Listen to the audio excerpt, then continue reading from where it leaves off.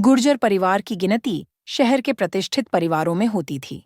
परिवार की मुखिया कमला देवी अपनी सख्त मिजाजी और अनुशासन प्रियता के लिए जानी जाती थीं। उनके दो बेटे थे, बड़ा बेटा अजय, जिसकी शादी को 3 साल हो चुके थे, और छोटा बेटा विवेक, जिसकी शादी अभी हाल ही में हुई थी। नई बहू नेहा जब घर में आई तो पहले ही दिन कमला देवी ने उसे परखना शुरू कर दिया। उन्हें हमेशा से ही सीधी-सादी और शांत स्वभाव वाली बहू पसंद थी, जो बिना किसी सवाल के उनकी बात माने। लेकिन नेहा को देखकर उन्हें एहसास हो गया कि यह बहू बाकी बहुओं जैसी नहीं है। यह कुछ ज्यादा ही समझदार और तेज तर्रार लग रही थी। कमला देवी को हमेशा लगता था कि घर की बहू को सिर्फ घर संभालना चाहिए, लेकिन नेहा ने आते ही यह साफ कर दिया था कि वह सिर्फ पारंपरिक बहू नहीं, बल्कि समय के साथ चलने वाली आत्मनिर्भर महिला भी है। शादी के अगले दिन सुबह सुबह जब कमला देवी रसोई में पहुंची तो देखा कि नेहा पहले से ही वहां थी और चाय बना रही थी। कमला देवी को यह देखकर थोड़ा आश्चर्य हुआ, लेकिन उन्होंने अपनी सख्त छवि बनाए रखते हुए कहा, बहू, क्या बना रही हो? नेहा ने मुस्कुराते हुए जवाब दिया, मम्मी जी, आपकी और बाकी घरवालों की चाय बना रही हूं। कमला देवी ने चाय का कप उठाया और एक घूंट लिया। उन्होंने भौहें चढ़ाते हुए कहा, ये कैसी चाय बनाई है? हमारे घर में हमेशा अदरक और तुलसी वाली चाय बनती है। तुमने मुझसे पूछे बिना यह चाय क्यों बनाई? नेहा ने बिना घबराए जवाब दिया, मम्मी जी, मैंने सोचा कि आपको कुछ नया टेस्ट कराऊं, लेकिन अब से आपकी पसंद का ही ध्यान रखूंगी। कमला देवी को एहसास हुआ कि यह बहू सिर्फ मीठी बातें ही नहीं, बल्कि स्मार्ट जवाब भी देना जानती है। कुछ दिनों बाद जब घर का बजट बनाने का समय आया, तो कमला देवी ने पूरे खर्च का हिसाब किताब अपने हाथों में रखा।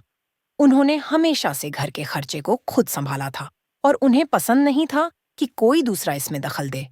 जब नेहा ने पहली बार घर के खर्चों को लेकर अपनी राय रखी, तो कमला देवी को यह बिल्कुल पसंद नहीं आया।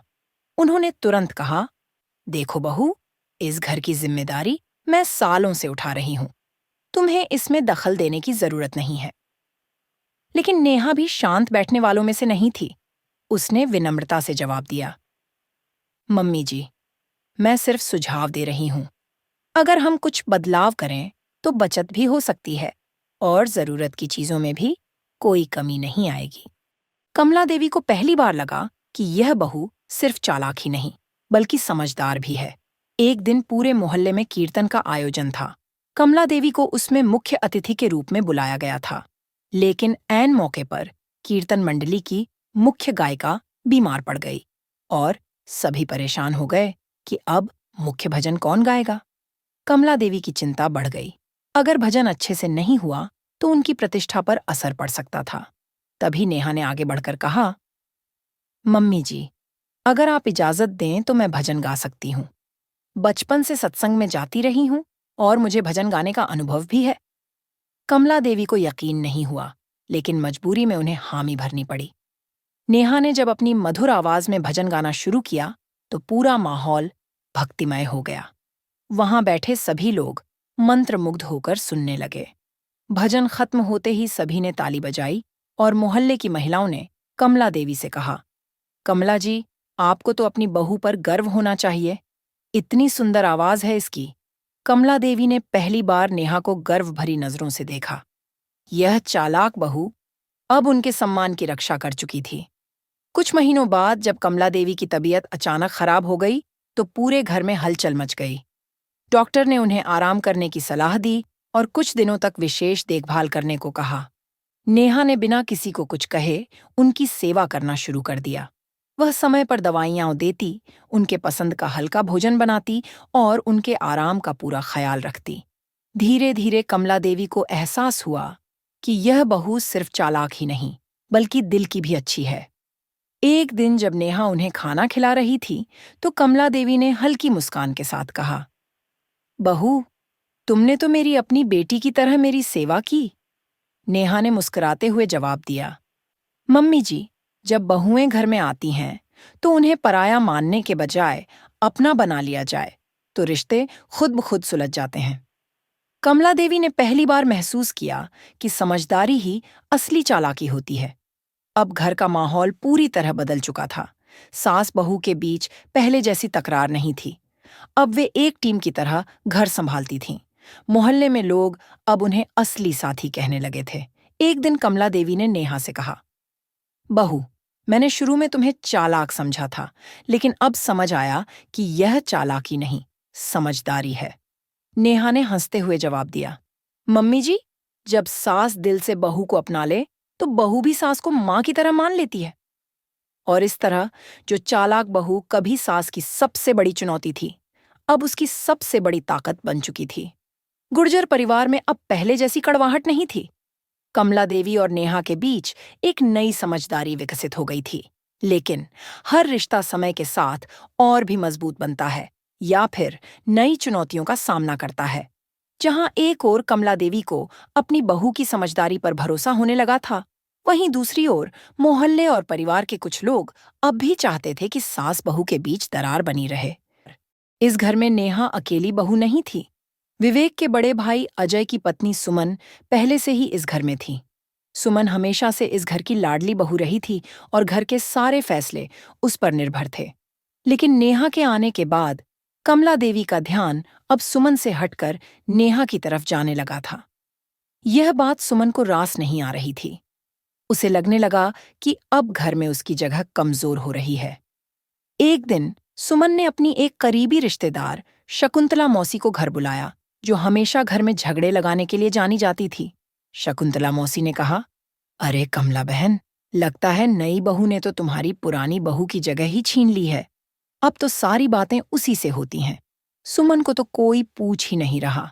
कमला देवी इस बात को टालना चाहती थीं, लेकिन उनके मन में थोड़ा शक जरूर पैदा हुआ। सुमन ने धीरे से कहा, मम्मी जी, मैं कुछ नहीं कह रही। बस आप खुद ही देख लीजिए कि पहले जो भी काम मैं संभालती थी, अब नेहा कर रही है। मुझे तो लगता है अब मैं घर में रहूं या न रहूं, कोई फर्क नहीं पड़ेगा। कमला देवी को लगा कि कहीं ना कहीं सुमन सही कह रही है। उन्होंने ठान लिया कि अब से वे नेहा पर ज्यादा ध्यान नहीं देंगी। नेहा को भी जल्द ही इस बदले हुए व्यवहार का एहसास हुआ। पहले जो सास उसके बिना कोई काम नहीं करती थीं, अब वे उसे इग्नोर करने लगी थीं। एक दिन जब नेहा ने कमला देवी से पूछा, मम्मी जी, आज खाने में क्या बनाना है? कमला देवी ने सख्त लहजे में कहा, अब से घर के कामों के बारे में सुमन से पूछो। वह इस घर की बड़ी बहू है, उसे सब मालूम है।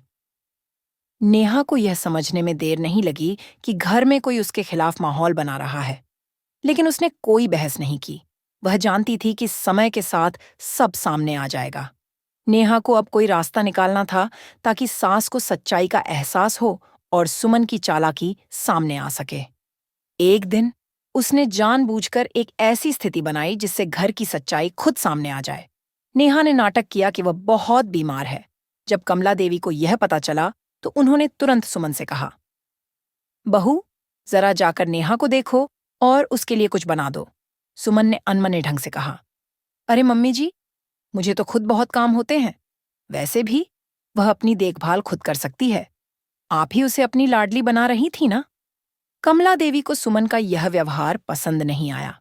उन्होंने यह सोचकर सुमन को तवज्जो दी थी कि वह इस परिवार की सच्ची सदस्य है, लेकिन सुमन ने साबित कर दिया कि वह सिर्फ अपने स्वार्थ के लिए काम कर रही थी। तभी नेहा की सहेली घर आई और बोली, नेहा, तुम इतनी बीमार हो और फिर भी सासू माँ का पूरा ख्याल रखती हो। क्या तुम्हें कोई देखने भी आया? कमला देवी को यह सुनकर झटका लगा। उन्होंने तुरंत अपने के पर पछतावा किया। अगले दिन कमला देवी खुद नेहा के पास गईं और बोलीं, बहू, मुझे माफ कर दो। मैंने दूसरों की बातों में आकर तुमसे दूरी बना ली, लेकिन तुमने फिर भी कभी बुरा नहीं माना। तुमने तो मुझे माँ की तरह समझा और मैं तुम्हें बहू से ज्यादा कुछ नहीं समझ सकी। नेहा ने मुस्कुराते हुए कहा, मम्मी जी, साजिशें चाहे जितनी हो, लेकिन रिश्ते सच्चाई और भरोसे से चलते हैं और हमें बस उसी पर भरोसा करना चाहिए। कमला देवी ने तब सुमन की तरफ देखा और कहा, बहू, तुम्हें अपनी गलती का एहसास हुआ या नहीं? सुमन सिर झुकाकर बोली, मम्मी जी, मुझे लगा था कि नेहा मेरी जगह ले रही है, लेकिन अब समझ आया कि रिश्ते छीनने से नहीं, निभाने से बनते हैं। कमला देवी ने सुमन और नेहा दोनों को गले लगाते हुए कहा, आज से कोई चालाकी नहीं, सिर्फ सच्चे रिश्ते।